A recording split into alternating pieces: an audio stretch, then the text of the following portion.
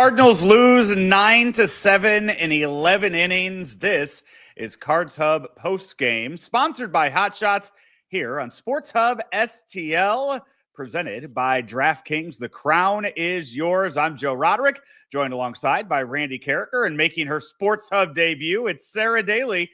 Guys, 2 days in a row, the Cardinals just cannot quite overcome the Los Angeles Angels in extras. Randy, close but no cigar yet again tonight. Yeah, and a couple of things. Number one, the Cardinals went 4 of 16 with runners in scoring position. That's not terrible. Hit 250 with runners in scoring position, but man, when you have 12 opportunities that you failed to convert on, that's going to hurt you. And then obviously the pitching in extra innings did jump up to bite them. Fernandez in the 10th, and then Roycroft in the 11th. It's tough to pitch with that runner at second to start things off, but that Moncada triple was just devastating for the Cardinals, and that's what caused them to lose the game. Yeah, go ahead, Sarah. Oh, go ahead. I just absolutely think that you hit the nail on the head there, and some of that momentum kind of died there for a second in mid-game, but then it kind of picked up again towards the end. And, listening to Ollie after the game a little bit, talking about the momentum, the plays are right, it's going to happen, the wins are going to come. The Cardinals, I think, have come out a bit stronger given spring training and some of the opinions that they're off to a good start this year. So nothing to get down about here. The commenters, and feel free to weigh in on the YouTube chat. You can tell it's the fan base wants to see a winner. Randy, you and Brooke talk about it every morning, and you guys have been talking about it every morning since the middle of February, that the Cardinals, they go out, they do nothing in the entire offseason. Phil Maton's $2 million is right now the best $2 million spent in free agency. But this is still such a passionate fan base that might not be showing up to the park. But if you look at the comments that are just being thrown out there by the fans, they want to see this team still succeed. They might not be showing up to the park, but they still want to see a winner. They still want to see this team compete. And 5 games in, we're seeing that so far, at least from this club. Yeah, you are 3-0, and then you have 2 games that go to extra innings, and it's not like the Angels aren't trying. They want to win too, and the Cardinals.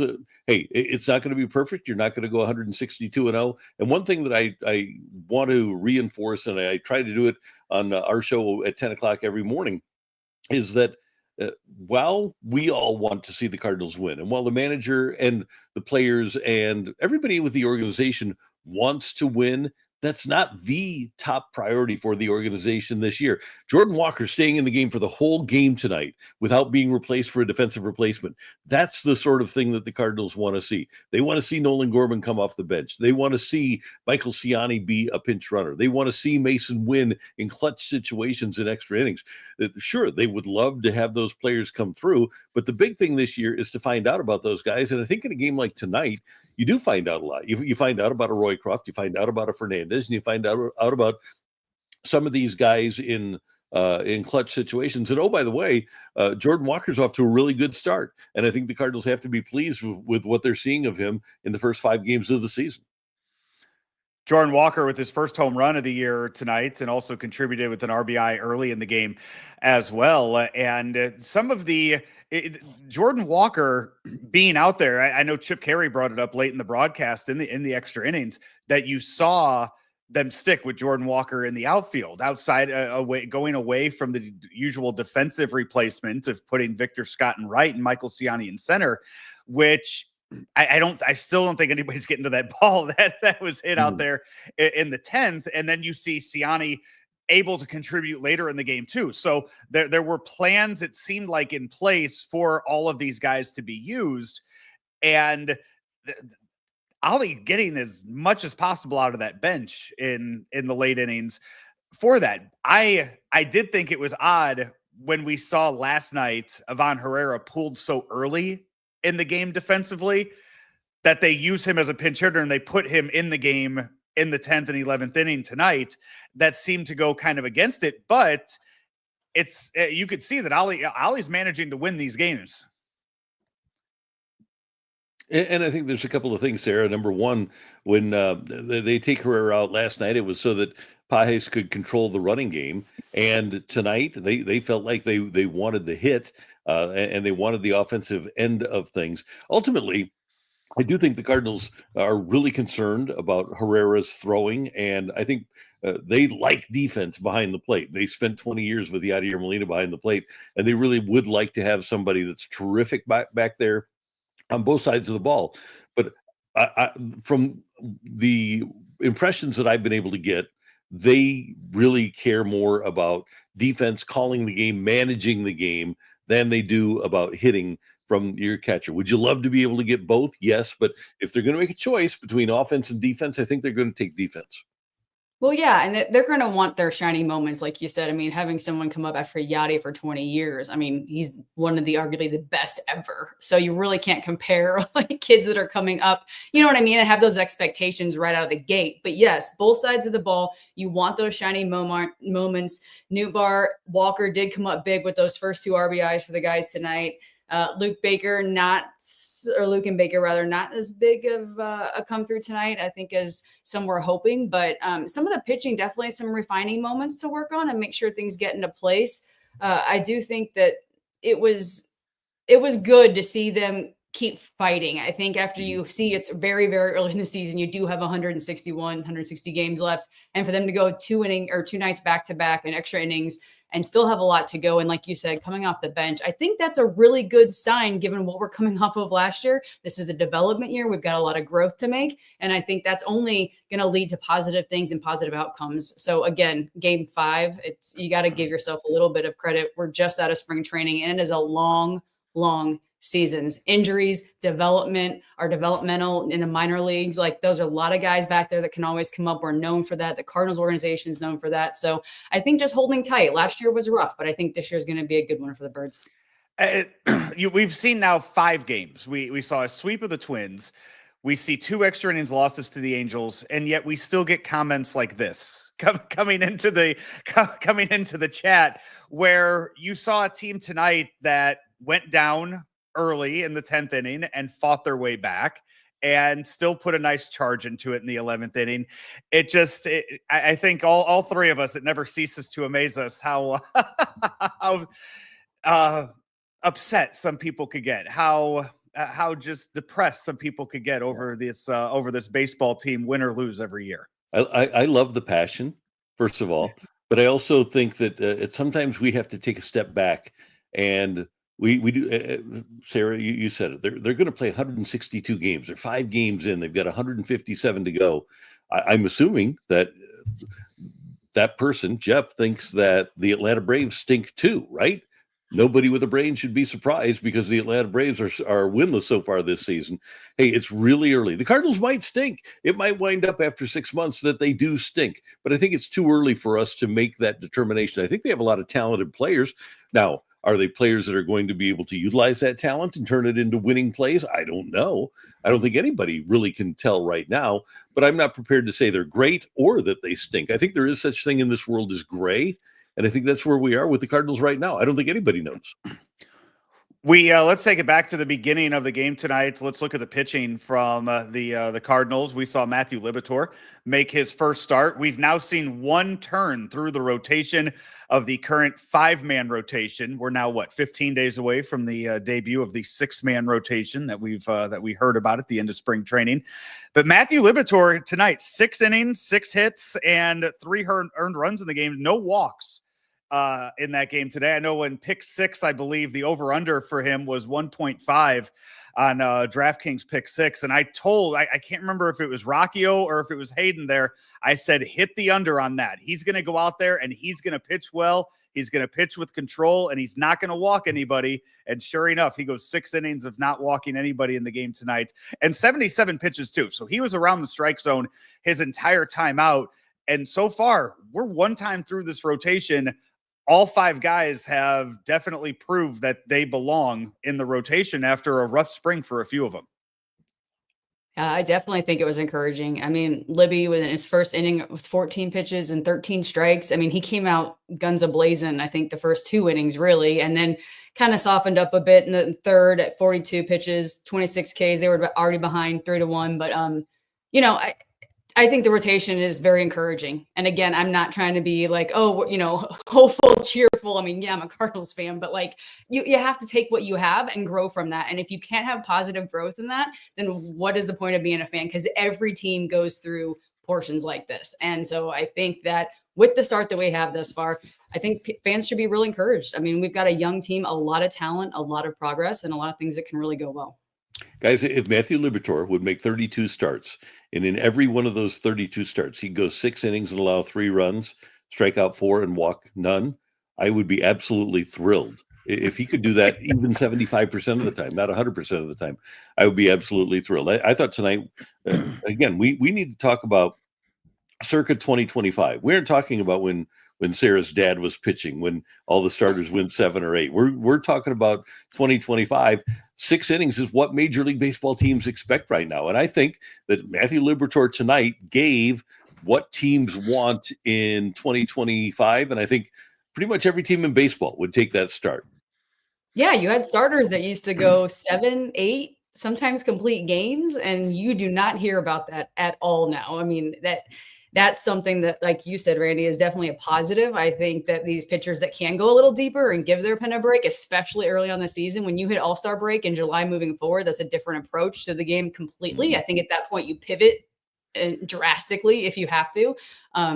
But yeah, the rotation, I think, still has plenty of development to go and opportunity to really grow in it. Again, we're looking at game 5 here. And, you know, first series came out really well for us, for the Cardinals rather. And I think they still have a lot of positive things.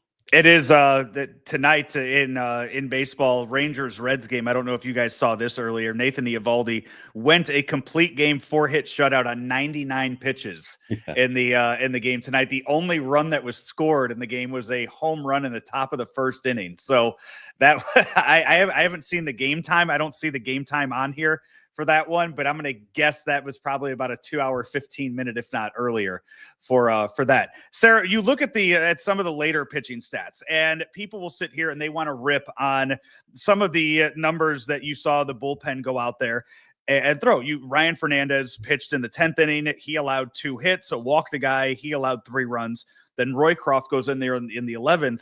Again, 2 hit, the exact same line as what Fernandez had, 2 hits. 2 earned runs and a walk there. These are young pitchers coming into these situations with a runner on second base and extra innings. The amount of added pressure that is given to pitchers in that situation is something that, again, they're going to have to learn to pitch with, because there are going to be real games where they come in the 7th or 8th inning and real situations, not the Manfred man out on second base, but in other, you know, when you look at that, though, that can't be easy for these young pitchers to come in those situations. Developmental process. They're very, very young. They have to mentally wrap their head around some things. And of course, you know, they always say like early jitters, whatever. I mean, I know they're Major League Baseball players and they should get over that real quick, but you're always going to have some of those moments. But Leahy, 95, 96 miles an hour with his sinker. He was pitching really well. He mixed up his pitches really well. There's a lot of positive things to be taken from this loss. And I think if you can gain on some of those moments and keep capitalizing on those, it's really going to be a benefit down the road to watch some of that film, watch some of that footage and be like, okay, here's where we were with this. Let's progress on this, you know. But 2 innings for 1 strikeout, again, kept the game in check when Kyle came in. He kept it where it needed to be. Later on, as we went through some of those other pitchers, yes, it did unravel, but again, good points. If you don't have to go through all those pitchers and you can capitalize on 1 or 2, then you're going to be in a really good spot. I like this comment from Hulk Hogan's t-shirt, and Sarah, I think you and I can relate to this. 100%. 100%. The extra inning rule is dumb. This isn't 10U baseball played in a game time tournament. Yes, that is. And I know they were talking about it, you know, Chip and Brad were talking about it tonight on the broadcast, and it's going to be controversial every single year when this comes around with these runners starting on second base. And It's there. I don't think you can take it away, Randy. I think it's maybe it can be tweaked, but it seems like this is something that's just going to stay with Major League Baseball. Yeah, there's no doubt because of the way pitchers are conditioned now. The Major League Baseball, and this includes everybody, the owners, managers, pitching coaches, commissioner, nobody wants to burn up a bullpen and throw an extra 11 innings and have the bullpen worn out. Even 13 innings now. The way people manage today, you will wear out your bullpen for several days by playing a 13-inning game. I'm like you guys. I liked the old rules. I liked the way that they played the game in the past. But the reality is the game is played dramatically different now, and teams just aren't set up to play those long games, and that's why they have what they have right now. By the way, I think one of the points that we have to make. What did you guys think of Mike Trout struggling? And I fear Mike Trout. But what did you think of walking him with 2 out, giving him the intentional walk? Would you have done that? 100%. He's still Mike Trout. He's still a 3-time MVP. Still a threat. Yeah. I mean, one swing and it's over. I think, yeah, him, you pitch around, and it was a 3-0 count too. You're pitching around him before they gave him the intentional walk. You let the young guy behind him beat you. You don't let the future Hall of Famer beat you in that situation. I think that's you hit it down the head. You have to pick out a guy in every lineup that doesn't beat you, and it's still Mike Trout, in my opinion, for the Angels. I felt the same way, and I know there's a lot of people saying that they should not have walked Trout, and what's he hitting? He's hitting in the 200s. But I would have done the exact same thing that the Cardinals did. I thought it was more egregious when they walked the leadoff hitter in the 10th than intentionally walking Trout in the 11th. I thought that when Fernandez issues the walk off the bat to Moncada to start the 10th inning, and you all of a sudden you have runners at first and second. I thought that was something that obviously hurt the Cardinals, and that's something that a relief pitcher can't do. And Ryan Fernandez, when we talk about the learning curve that these pitchers are on, when you're a relief pitcher, the worst thing that you can do is walk somebody, and the real worst thing you can do is walk a leadoff hitter, and that set up the first 3-run inning, obviously, for the Angels. And that goes for all the pitchers too. Last night, I believe all 3 runs that were scored in the first 9 innings of the game were all 3 guys that were walked in there. It just, no matter what level, if it's the 10U tournament, game time tournament, or MLB, those walks will come back and kill you every single time.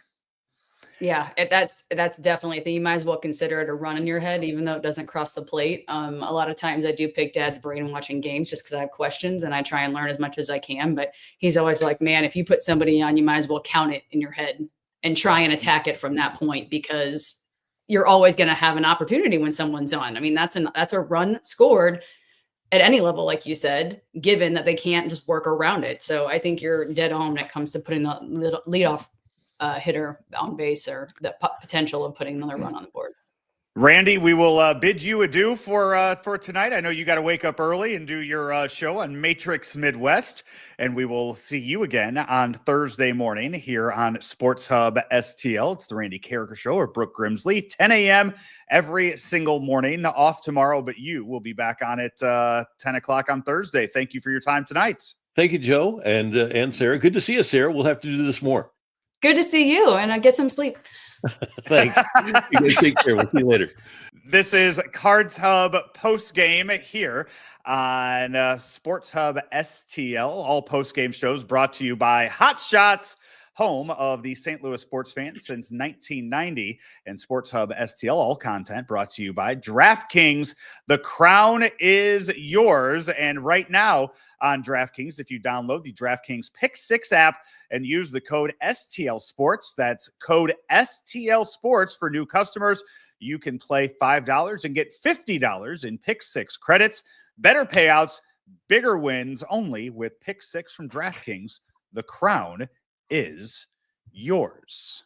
Gambling problem? Call 1-800-GAMBLER. Help is available for problem gambling. Call 888-789-7777 or visit ccpg.org in Connecticut. Must be 18 and over. Age and eligibility restrictions vary by jurisdiction. Pick 6 not available everywhere, including New York and Ontario. Void where prohibited. 1 per new customer. Bonus awarded as non-withdrawable Pick 6 credits that expire in 14 days. Limited time offer. See terms at pick6.draftkings.com/promos. Sarah, one of the things we haven't gotten to yet, because it went extra innings and he ended up not coming into as much of a role in the game, was another Kyle Hendricks start where the Cardinals, they at least scored runs off of him this time, but still he seems to be a thorn in the Cardinals side and has been now for 10 plus years of his career. I know a lot of people feared when they saw him on his name on the probable pitchers for the week, but it wasn't as bad as I think a lot of people expected. They at least, they scored a couple off of him. I mean, I think seeing him in red was a little different for everyone too. I mean, like, let's adjust from the very beginning of seeing him in a different uniform, but he's closing in on 100 career wins. This guy has had a tremendous career. He's, keeps it off the barrel. He's been dominant against the Cardinals. I think it was 11 scoreless. Maybe I think you just mentioned that or whatever, but second lowest ERA against the Birds in like the last X amount. And I think that when you go into that, knowing we have such a young team that has such a huge dominance of a figure on the mound, they're going to be a little intimidated. I mean, the guy's going to go out there, whether you're a pro or not, and he's going to handle you like he handles you. I mean, you have to have that approach. So I think that Hendricks definitely is impressive to watch. He got hit a little tiny bit, but, you can take the ball the other way, capitalize on mistakes, and that's the only way you're going to beat him.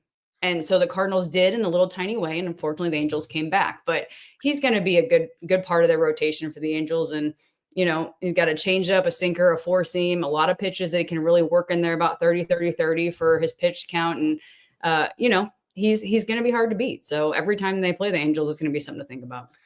It is an early game tomorrow, quick turnaround before Wednesday afternoon's game. Sonny Gray on the mound for the Cardinals. Angels have gone through a lot of relievers the past 2 days, so hopefully Sonny can come out there with another quality start, give them as good of an effort as he gave on opening day, and put them in a position to salvage at least one win out of this 3-game series. And if you come away with that, if you go 4-2 after a 6-game homestand to start the season, I think that's a lot. If you would have told people this in the end of February and the early parts of March, when the offense looked like it was struggling down in Jupiter, and you told people that they were going to start 4-2, a lot of people would have taken that or thought that you were crazy for thinking that.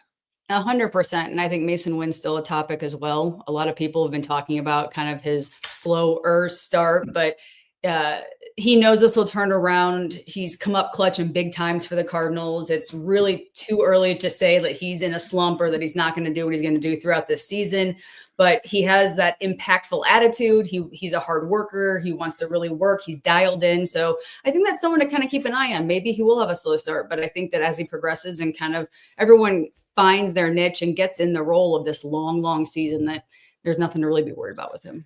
And there's nobody behind him.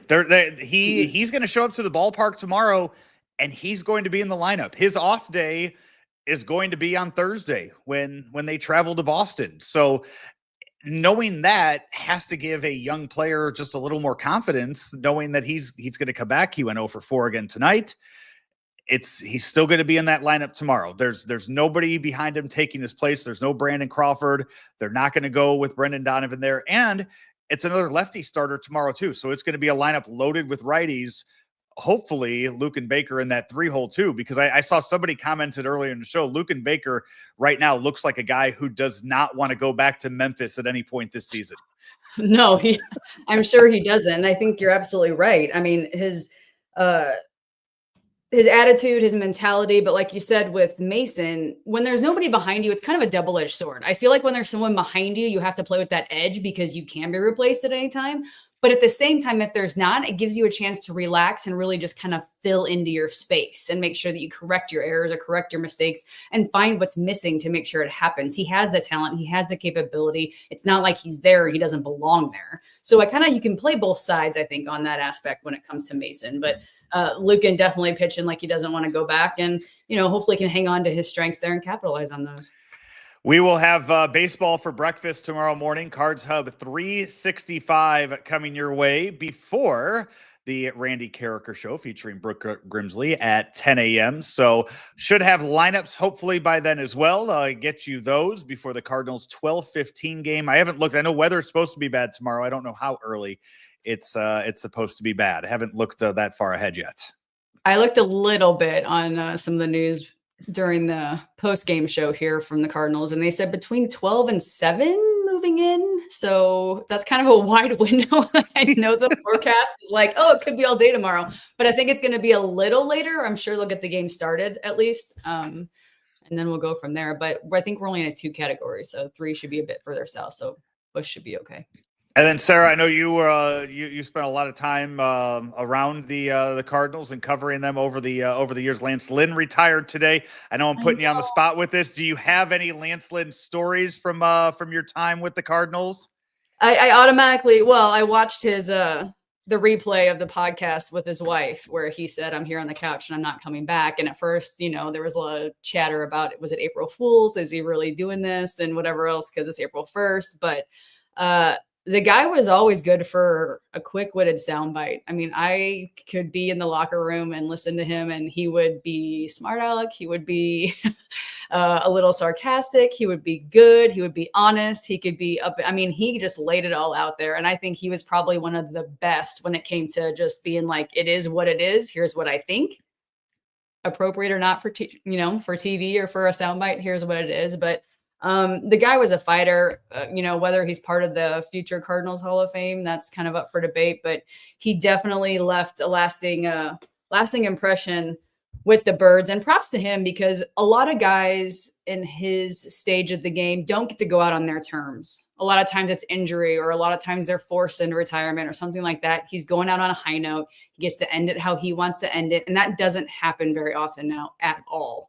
And so that's something that, it's not a forever sport. This happens at some point. These guys can't play forever, and the age is going down. I mean, you don't see guys pitching into their late 40s like we used to see it with a lot of the Hall of Famers. So I think for him to say this and to be at peace with it, that's got to be comforting, because a lot of people don't get that opportunity when they're an athlete. And so props to him. Thankful for everything he's done. He was always fun to watch here in St. Louis. And, I wish the best of luck for him and his wife. But yeah, it really doesn't happen too often. So happy for him.